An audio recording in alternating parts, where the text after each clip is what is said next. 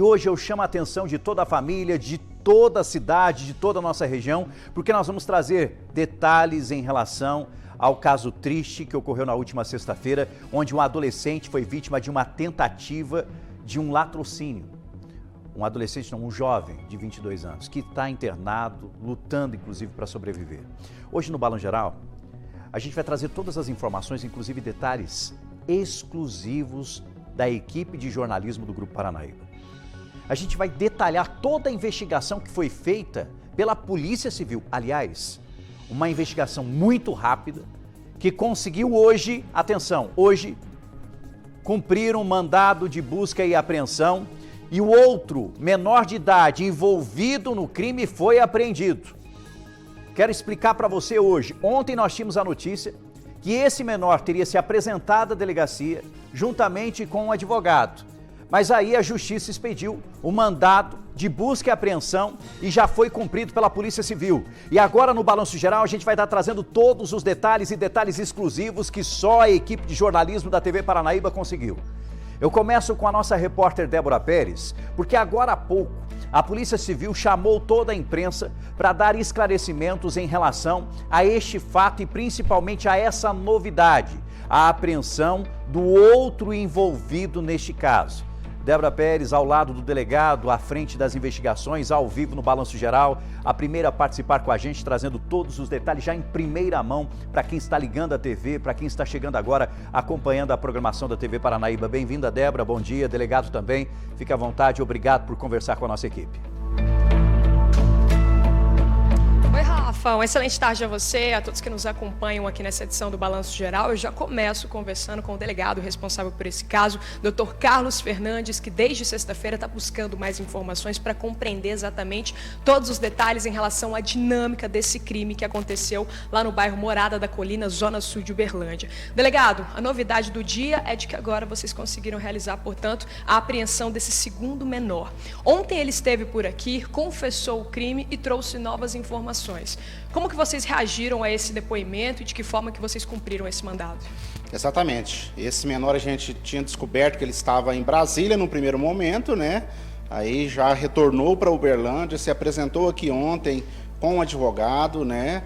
E diante de não estar mais em situação flagrancial e de não existir naquela ocasião um mandado de busca e apreensão, foi feita a tomada das informações, trouxe muitos elementos que vão robustecer ali as nossas investigações e ele foi liberado porque não tinha essa ordem judicial, mas já havia sido feita a representação pela autoridade policial, contamos com o apoio restrito do Ministério Público e da Vara da Infância e Juventude, né, que foi expedido o mandado de busca e apreensão e na data de hoje a Polícia Civil deu cumprimento a esse mandado do segundo envolvido na tentativa de latrocínio.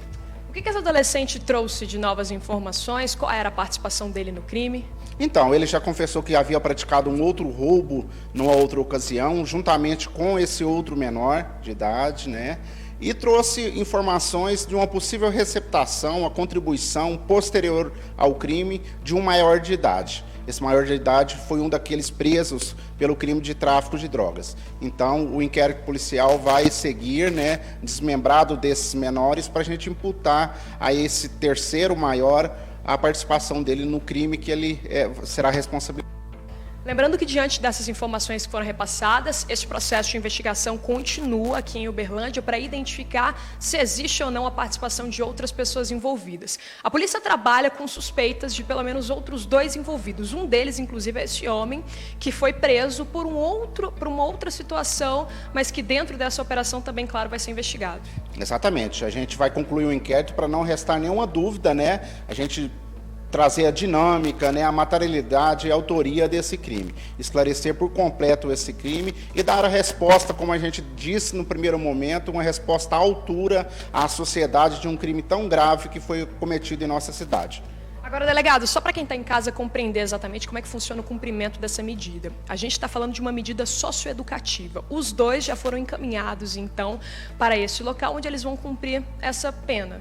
Exatamente, é uma medida socioeducativa, né, aplicada pela Vara da Infância e da Juventude. Neste caso, uma medida de internação por conta da gravidade desse crime, podendo chegar até 3 anos de internação. Então a nossa parte será concluída em 10 dias o inquérito aí, remetido à justiça para que tenha prosseguimento lá na Vara da Infância e da Juventude. Agora o caminho, o próximo passo é dar sequência a essas investigações para identificar outros envolvidos. Exatamente, temos provas periciais sendo produzidas, né, outras oitivas a serem realizadas, fazer um inquérito mesmo à altura do trabalho que foi realizado pela Polícia Civil, para que a gente possa subsidiar aí o trabalho do Ministério Público e a conclusão por parte do Poder Judiciário.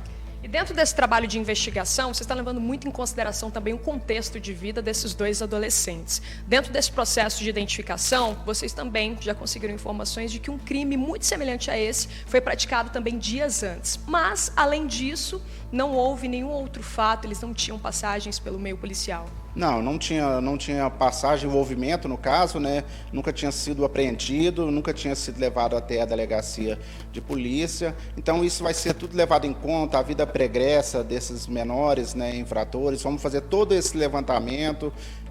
Como disse, houve a confissão por parte deles na participação em um outro roubo, né, que inclusive eles levaram a vítima e realizaram transferências bancárias dessa vítima, né? Então isso vai ser investigado num procedimento à parte. E em relação a esse terceiro e esse quarto envolvido, eles estão ligados também à receptação desse veículo? Isso, eles foram autuados em flagrante pelo crime de tráfico, né? E diante dessas informações trazidas por esse outro menor, a gente vai imputá-los, pelo menos um, já está comprovada a participação dele na possível receptação desse veículo. Muito obrigada, viu, pelos esclarecimentos. É isso, Rafa, a gente continua acompanhando, temos ainda vários outros detalhes de testemunhas, entrevistas exclusivas para contar e detalhar um pouco mais da dinâmica desses fatos, desse crime que aconteceu lá na Zona Sul na última sexta-feira.